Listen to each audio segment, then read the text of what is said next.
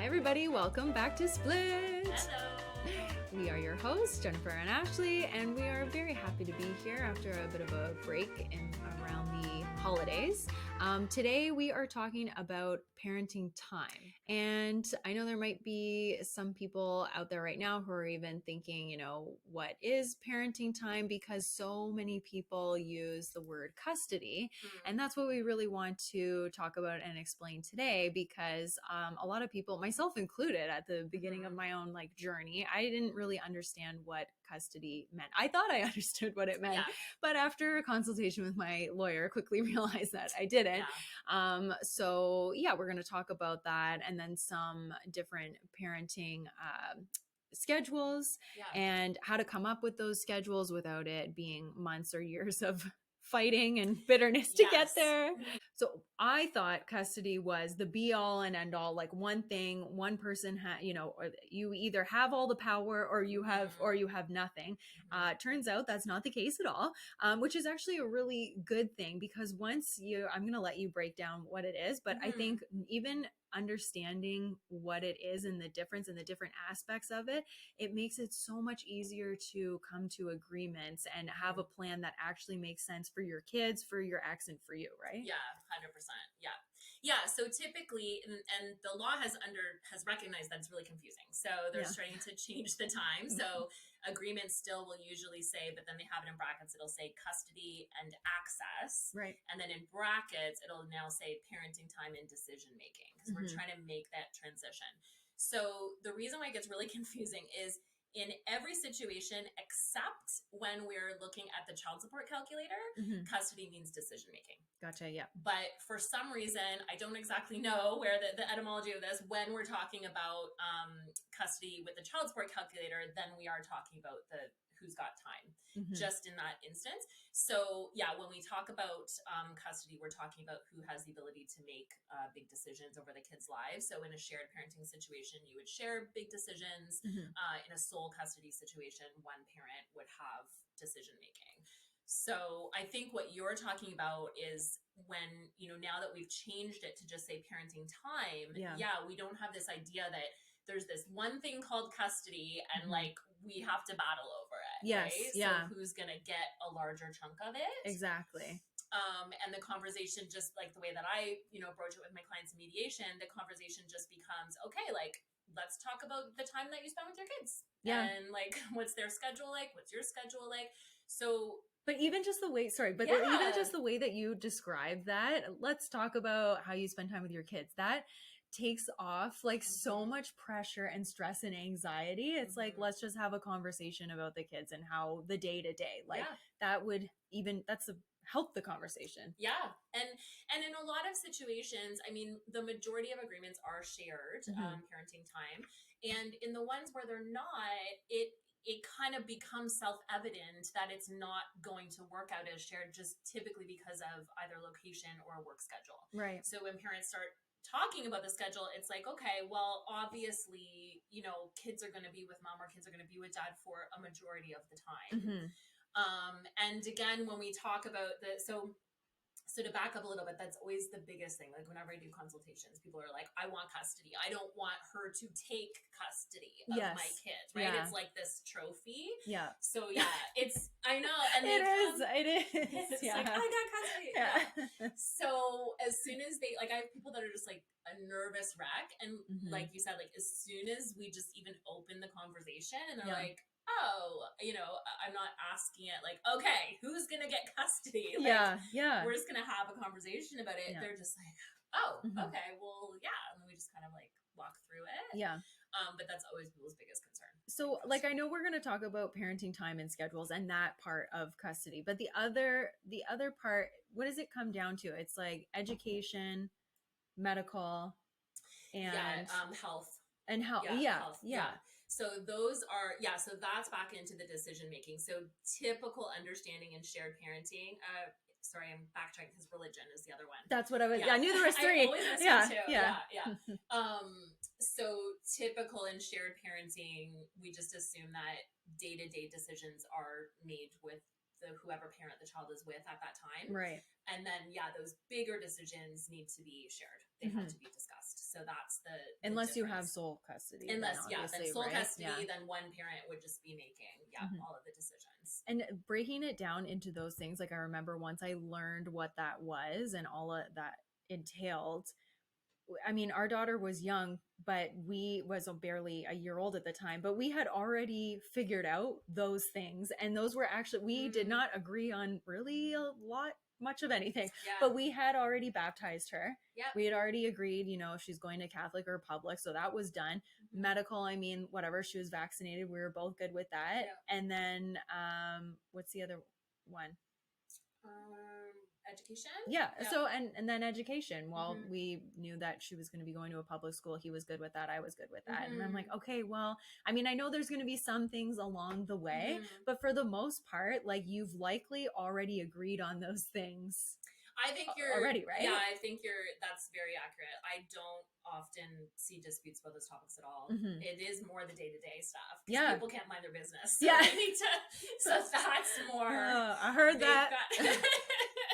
So I've rarely had those big issues because you're right. You were married and probably you're on the same general page. And a lot of people, religion isn't a big issue. Like, and healthcare, people want the best for their kids. So so custody is talking about all of that decision making, and then we're using in the past we were using the word access to talk about parenting time, and now we're trying to turn that transition to be just saying parenting time. Gotcha. So it does take, and I do think that it's when everything is passed and all of that language changes in the Divorce Act, I think it will make a big difference, just those words. Even the word access is not great. And I know when I was working with a coach to try to get our parenting plan put in place, I was using her in combination with my lawyer.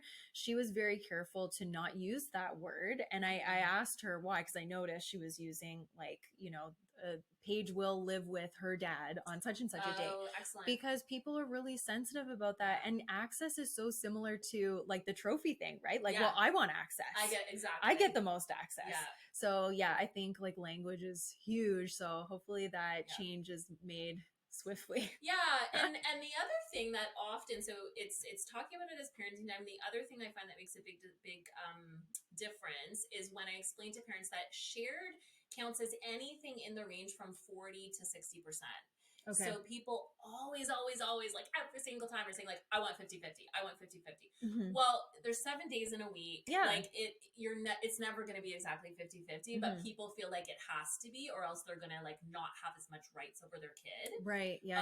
So as soon as they know that, I can visibly sometimes see people like, oh, okay, well, because you sometimes get people who feel like, I need to change jobs. I need to change my schedule, like, so that I can get the 50-50. And it's like, well, no, you don't. Right. And also we deal with it in Canada, which I like, as opposed to some of the states in the US that we don't necessarily get out calculators. We look at the whole picture. So maybe one parent, really doesn't have in that range during a lot of the months, but then they have the kids for a huge amount of time during the summer.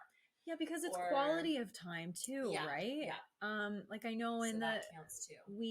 Some of the schedules that my ex and I have had until we've like now come to this better place, it just the time that he would have was it wasn't great at all. It wasn't good for our daughter. It wasn't good for him. Like some of the days, when he would have her during the week for say a dinner, like it was after a full day of daycare. She's exhausted. She was under 2 at the time. He was working like an hour and a half away. So he would be like rushing to get there. Sometimes he'd be late because of traffic or whatever. And like, now we've talked about it recently and we both kind of said that was really dumb. Like, that was such a colossal waste. It wasn't quality at all. And now like, it's a lot easier having it, like understanding that you can make it up. And you know what I mean? Like, well, it can be you have to be flexible. You have to be flexible. And like, so if you have to understand with the other parent that they're not trying to like get more time than you, right? Like it's not adversarial, then it's okay to do that, right? You feel more, you're not going to like lose out or be less of a parent, and it can be flexible. Yeah. So that really helps people to understand that. And that's why, I mean, with COVID and everything now, like we still have to change quite a bit just because things are changing. And I'm always very careful to say, like, if I know he's going to lose time, you know, how can we, like, what can we do to make the time more valuable? Or can we like make an extension to time that you already have so that there's not as much back and forth? Like, it's just looking at things, like big picture. Yeah. And you're showing that you're flexible, you're open to suggestions. Like, and that it's not just up to you. Like, there's no ill will there. I'm not trying to be sneaky about it. Exactly. Yeah. So I think that's, so we could start to talk maybe about like how we, like ways of deciding that parenting time and like sort of how we do that. And this could be applicable for if people want information of like how it's done in mediation, but also if you're trying to have a conversation with your ex, like about those factors. So that's how usually I start it. Like I said, I would just say, okay, like how are you spending time now? What are the schedules? You want to look at both people's work schedules and your travel schedules. Yeah.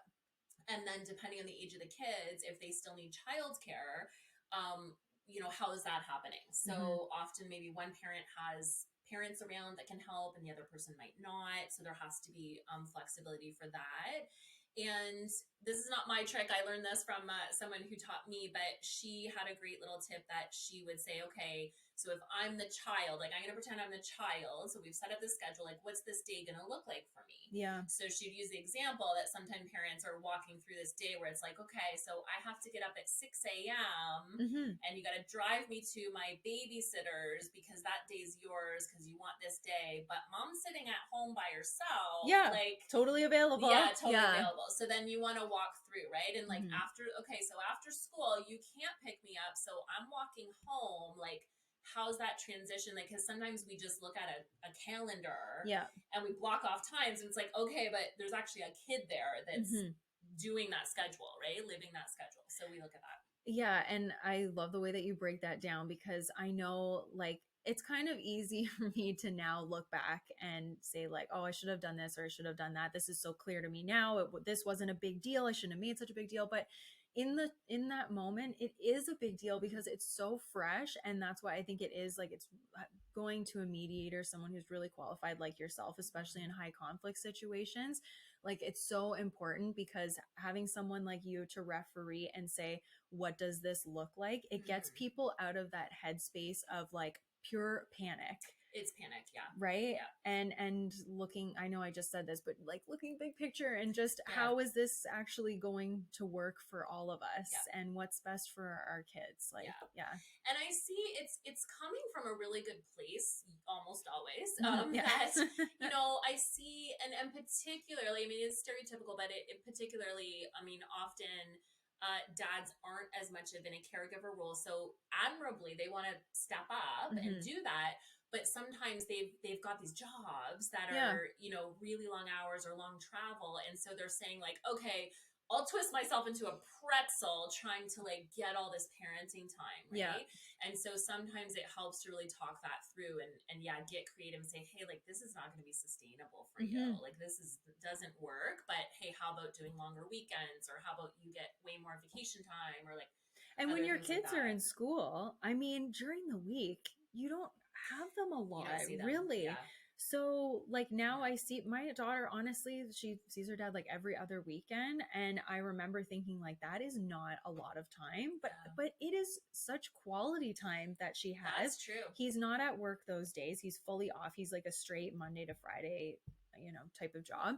And he's able to be all in then, which is great. It's great for him. They can look forward to. You're right. I mean, depending, like, if they've got homework, extracurriculars, and that's something you look at too with older kids, right? Like, what, who's going to be driving them, picking up back and forth from extracurriculars. A lot of kids have, not during COVID, but you know, have tons of stuff. So that becomes really important. So it might be like, okay, you know, dad gets Monday and Tuesday or whatever, but it's like, dad isn't actually going to see the kids because they're in gymnastics and hockey and whatever. So dad's really a taxi driver for Monday and Tuesday. But that's it. Right. So you want to look at, okay, maybe dad's got extra days, but he needs more weekend time or something like that.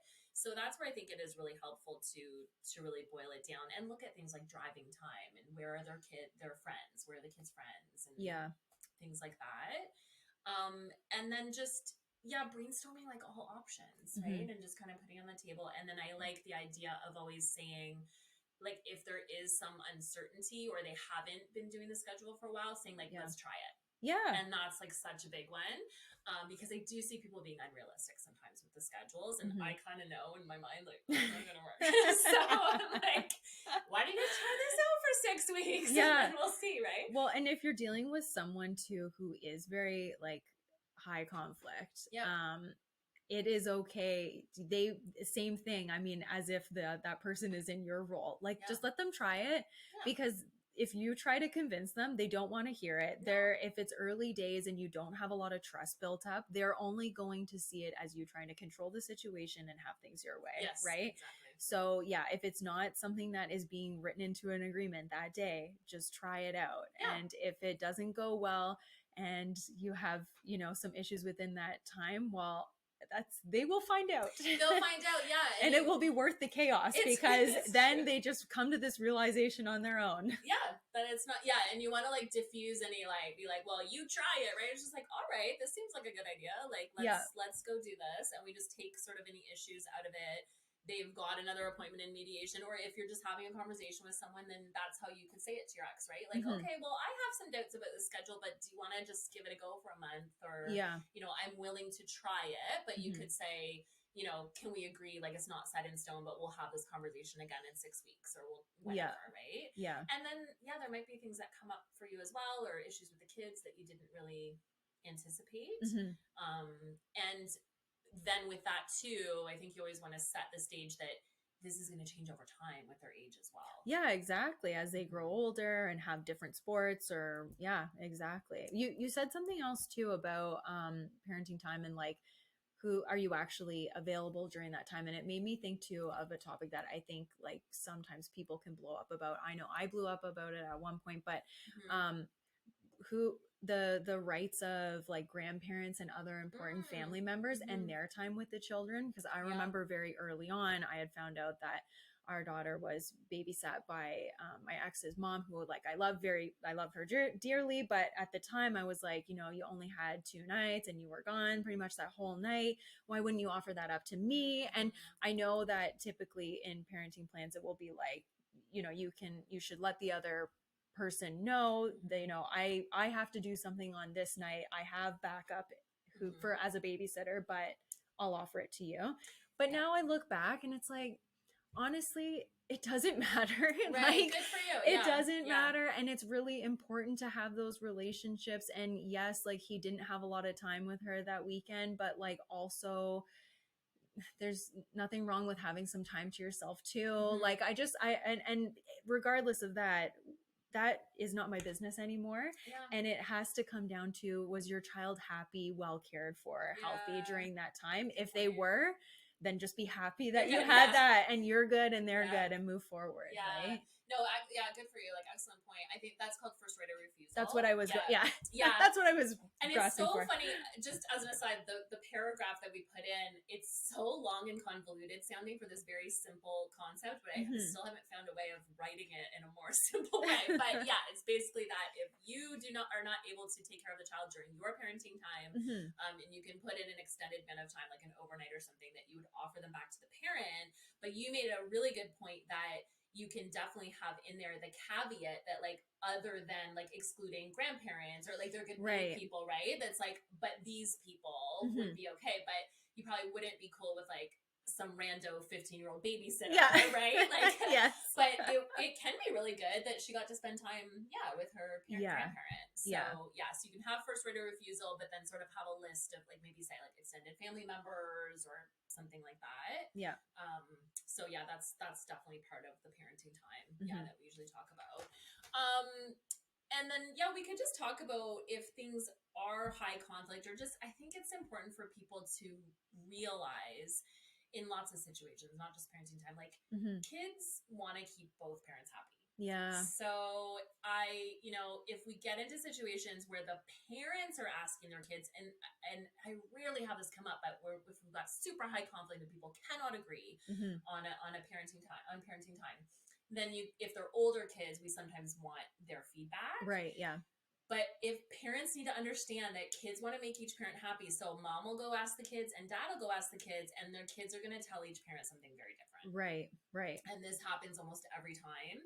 And it can be very valuable in that situation to have a neutral party. So that could be as far as Office of the Children's Lawyer, if you are in the legal system, can appoint a lawyer to represent the kids, and they would do a case study and talk to the kids.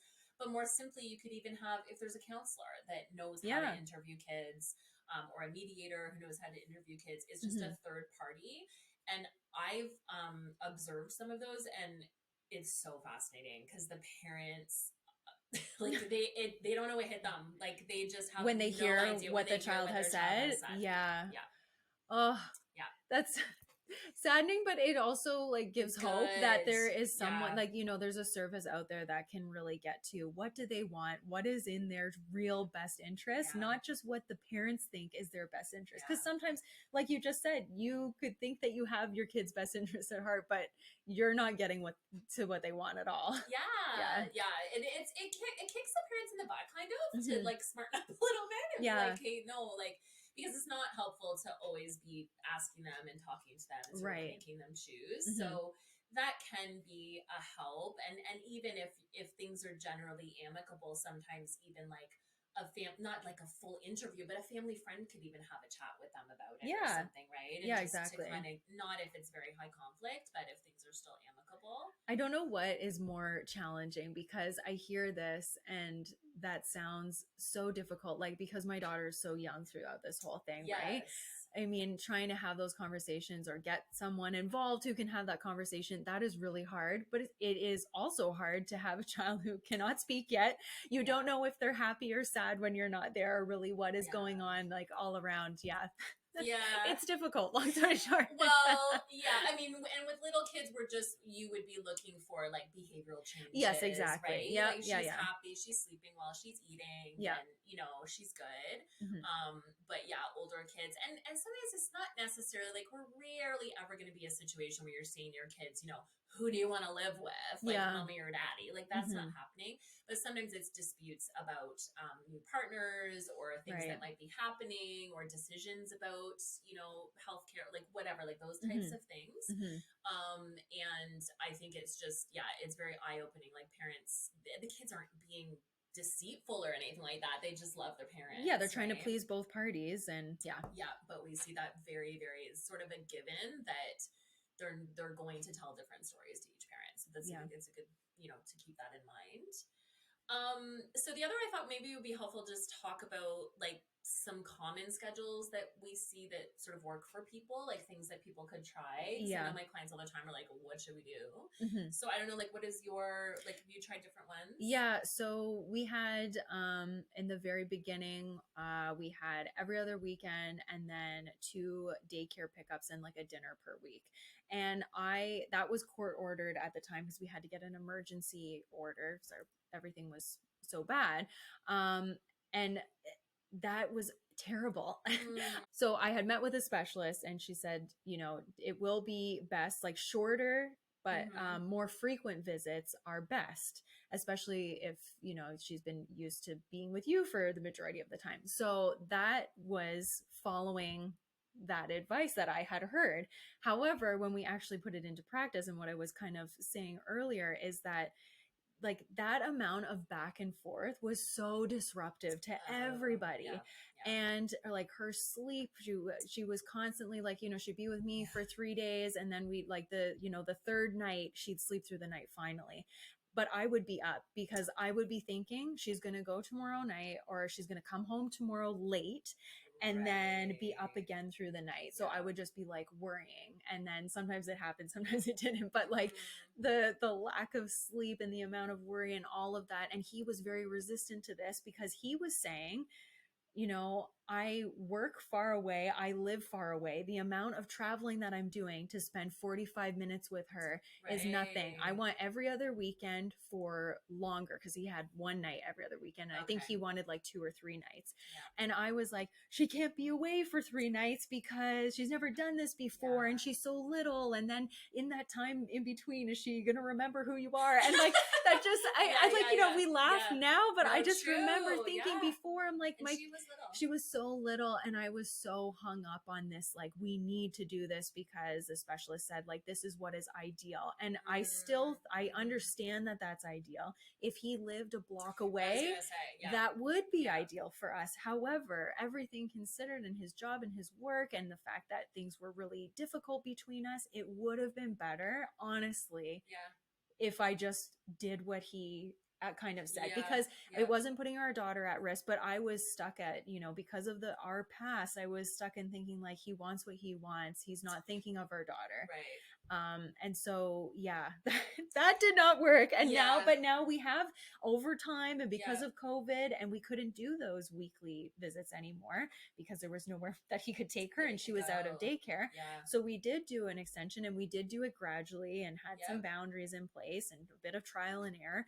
But now it is every other weekend for 2 to 3 nights. It just depends on what his work schedule is. Sometimes he gets a Monday off, so we'll keep her out of daycare, and he just gets that extra day. And that is working really well, because there's just more time for her to settle back with me and then settle back with him, like that routine, So and I think that's important. Like, all the things you did make a lot of sense, right? Did it slowly, do some transition, like, and you can, I mean, it always depends, of course, how communication is with your ex, whatever. But kind of establish that. And I think, we try to point to, like, objective criteria to try to figure out if things are working. So you could say to your ex, maybe, okay, let's try this. But, if she's not sleeping, can we figure out something different? Or, think of a sort of measure that you're going to look for. So then you're pointing to the sort of conflict resolution tips. You're pointing to something, an exterior objective criteria, not just what you want or what you're feeling about. And so we did have to do that, because initially, when COVID began and we realized we had to make some changes, and there was some fighting initially because we were worried and stressed, and there was texting, and I said, you know what, let's just, like, can we just email about this? And we went back to email, and that gave me time to, like, read what he said, read his suggestions, and have time to process it, play it out in my mind, and then respond accordingly. And do exactly what you said. Like, let's just see, let's try it. Let's see how it goes. And I think that just offering up that little bit of let's try it, that means so much to the other person. So, because there is still that fear, like we talked about at the beginning, of, like, well, she's got way more time than me, and she has more power. So if you're kind of showing, right? Like, okay. And that's with older kids. That's why it can be really helpful to have them touching base with a counselor every once in a while, because the counselor can become your objective criteria, right? So if the counselor, you could ask the counselor for a report, or maybe the whole family could go together one time if the kids aren't doing well. And then the counselor might be the one to say, like, hey guys, like, this every other night thing is not working, or whatever, right? So then the counselor is saying, like, this schedule's not working for your kids. It's not you saying not a good thing. So that can be really helpful to kind of have in your back pocket. I mean, it's always good for kids to have a therapist they can talk to. Exactly. But that's another good reason, is they're sort of monitoring things as things go, and you can go to them if you need to for that. So I guess another thing, I know you've talked about this with, is the transition. So the pickups, the drop-offs, and those can often be tricky and cause stress for the kids. Like, I mean, I think a third party can be really helpful. We used that for a time in between that time period where we had the court order, and it was really awkward and kind of upsetting to start, just because I felt like such a failure. Like, we can't even exchange the thing that is most important to us without it being terrible. But it wasn't even that we would erupt into a huge argument. It was just like, you could feel the tension between us, and I knew that was not good for our daughter. So we had a family member, my grandfather actually, who's just like, was a principal for years, and worked in some pretty tough schools. He'd seen a lot in his day, so nothing really fazed him, and he's just super calm. So he would come over to my place like an hour before, and that helped me too, because like, the closer to pick up and drop off, I would be frantic. And I didn't even realize that I was being like a complete it's important to psycho. talk about that more, because that's probably, people probably feel like they're the weird one, but it's such a common thing. It really is. And even sometimes now when things are good, like I find myself like my palms are sweaty. I get like the stomach, like I can't eat. It's just, and I know like it's probably going to be fine, but it just can like bring up memories from the past. So anyways, come over and then, like my ex would kind of pull up. I'd go do a little bit of laundry, keep myself busy. And it was like pretty quick and that was it. So it was a bit awkward, I think, for both of us at first, because we were like, man, this sucks. We can't even do this. But after a few times, it was no big deal. And then we graduated from that to meeting a neutral ground. Yes. Which I think really helped too. Just a Starbucks or some neutral place. And I think for older kids, of course, like little kids need you to help them out and stuff like that. But for older kids, I don't think there's anything wrong with, doing it in a loving way of just dropping them off at the door, bringing them in the driveway, right? You don't have to go out, get out of the car, give them their hugs and kisses, whatever, but you wave goodbye while they go to the door. Like, I would imagine your kid would like way rather, I mean, I know because I went through this, my parents were split. Like I preferred that. I didn't want to see them fake the niceties, right? Just hug me and send me on my way. It's funny you say that, because my parents divorced too, and I don't even remember them ever being together, and it was always just this awkward, like weird whenever they were in the same room. Cringy. So that's a very interesting point.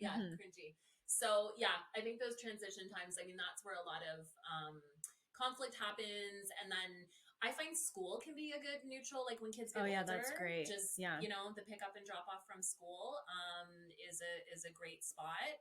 Whoever's going to bring them, and again, that's the logistics, to figure out like who's available after school, or are they able to walk home, like for older kids, right? So that's a transition time. So I think it just, all of it comes down to, when we're talking about parent time, to try to just take out that all or nothing approach. Who's going to claw in the most time. And I hope we've sort of given a couple ways that you can easily do that, and then just have this back and forth dialogue, because it's not a set it and forget it situation. Like exactly. It is going to change. So I think when the other parent sees that you're not out to screw them, you're not out to get as much time as you can, it's a shared parenting, you've got a range of that 40 to 60%, then you've got a good place to be able to have dialogue when changes are going to happen. Exactly. Let's not look at this like do or die. It's going to change. Exactly. So thank you so much, Jennifer, for like fully explaining exactly what custody is to us. And I think that's going to be really helpful to our listeners, and hopefully provide you guys with some relief as well. And a little bit of hope too, that, you can come up with something that will work for all of you. And it doesn't have to take months or years to get there. Right. And thank you to all of our listeners. Don't forget to click on the links in the show notes to follow us on social media. Also check out Jennifer's website, and we have a direct link where you can book your free consultation call with her as well. And we will see you next time. Thank you. Bye.